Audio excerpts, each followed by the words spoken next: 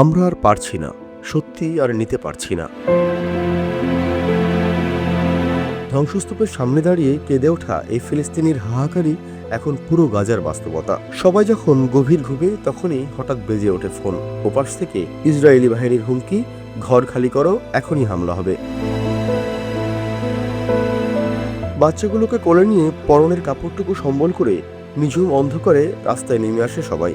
আর ঠিক তারপরেই বিকট শব্দে ধূলিসাৎ হয়ে যায় তাদের শেষ আশ্রয়টুকু।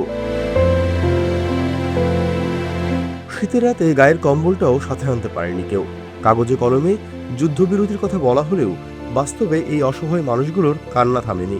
لا تم تخت ولا تم فرشة ولا تم إحرام ولا تم مصلية ولا بطانية حتى ৭৩,০০০-এর বেশি তাজা প্রাণ হারিয়ে আজ পুরো গাজা জুড়ে শুধু উচ্ছেদ আর বাস্তুচ্যুত মানুষের দীর্ঘশ্বাস। সব হারিয়ে খোলা আকাশের নিচে দাঁড়িয়ে থাকা এই চোখগুলোর একটাই প্রশ্ন, তাদের এই কষ্টের শেষ আসলে কোথায়?